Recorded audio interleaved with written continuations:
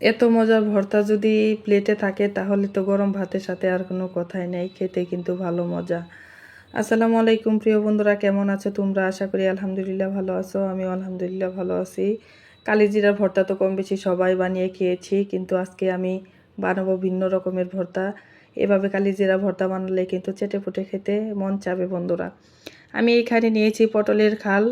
আমরা যে পটলটা ব্যবহার করি খাই, ওই পটলের খালটা, কিন্তু এই পটলের খাল দিয়ে কিন্তু ভর্তা বানালে অনেক টেস্ট হয় বা লোভনীয় হয়। নিয়েছি শুকনা মরিচ, নিয়েছি রসুন, আরও নিয়েছি ধনিয়া পাতা। ধনিয়া পাতাটা দিলে কিন্তু খেতে খুব ভালো লাগে, টেস্ট আরও বেড়ে যায়। আমি এখন আস্তে আস্তে করে ভেজে নিব। ভাজার আগে কিন্তু এখানে অল্প একটু তেল ব্যবহার করছি। তেল দিয়ে আমি কালিজিরাটা সুন্দর করে ভেজে নেব। আস্তে আস্তে কালিজিরাটা ভেজে নিতে হবে যাতে পুড়ে না যায়, পুড়ে গেলে কিন্তু তিতা লাগে। কালিজিরা কিন্তু অনেক রোগের ওষুধ, ঠান্ডার ভালো কাজ করে, 7 রকমের রোগের কাজ করে। কালিজিরা ভর্তা কিন্তু সবারই কম বেশি পছন্দ, আর এইভাবে বানালে তো আরও বেশি মজা বা লোভনীয় হয়। কালিজিরাটা আমার ভাজা শেষ, এখন এখানে দিয়ে দিব রসুন। রসুনটা একটু ভেজে নিয়ে তারপর দিব শুকনা মরিচ। সুন্দর করে দুটো উপকরণ ভালো করে ভেজে নিতে হবে।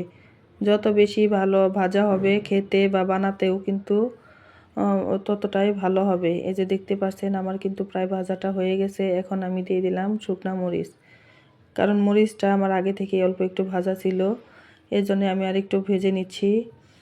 এটা ভালো করে ভেজে নেওয়ার পর আমি এখানে দিয়ে দিব পটলের চুচা বা খাল। এই পটলের খালটা দিয়ে আমি সিদ্ধ করে নেব। এই পটলের খাল দিয়ে আপনারা চাইলে একবার বানিয়ে দেখেন, যেমন লোভনীয়, খাইতে অনেক টেস্ট বেড়ে যায়। আমি খালটা একটু মোটা মোটা সাইজ করে কেটে নিয়েছি, যেহেতু আমি এটা ভর্তা বানাবো তার জন্যে।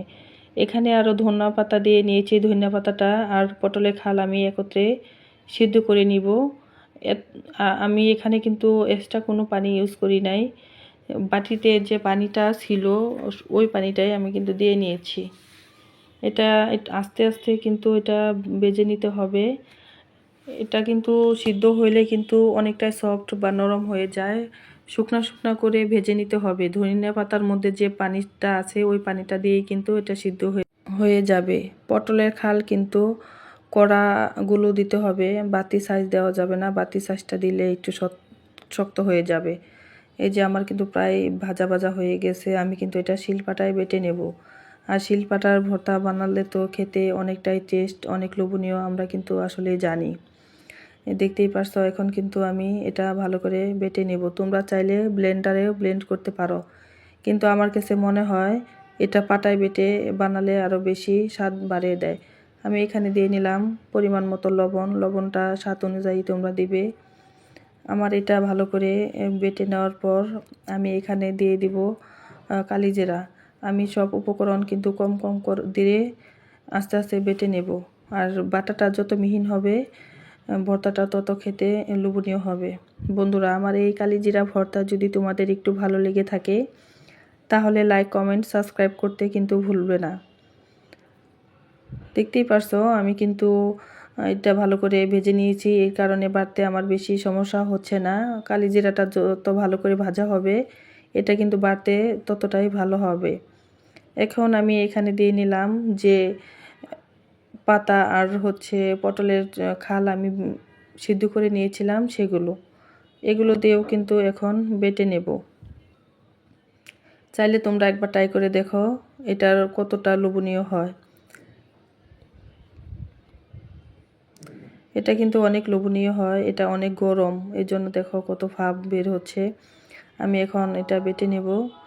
এটা বাটার পর একটু ভালো করে বাটতে হবে, যেহেতু এখানে ধনিয়া পাতা আর পটলের খালটা একটু শক্ত, এর জন্য একটু দুইবার বাটতে হবে। দুইবার বাটলে অলরেডি হয়ে যাবে, আর ব্লেন্ড করলে কিন্তু একবারেই হয়ে যাবে। তা আমার কাছে মনে হয় পাটার মধ্যে বাটলেই ভালো হয়।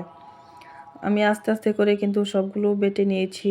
এখন দেখতেই পারছো আমার কিন্তু প্রায় বাটাটা শেষ। দেখতেই পারছো, এই যে দেখো আমার ভর্তাটা কিন্তু শেষ। দেখতে যেমন লোভনীয় হয়েছে ঠিক খেতে কিন্তু তেমন লোভনীয় হয়েছে। চাইলেও তোমরা ওইভাবে ট্রাই করে দেখতে পারো। ধন্যবাদ জানিয়ে শেষ করছি। আল্লাহ হাফেজ, ভালো থাকবে, সুস্থ থাকবে সবাই।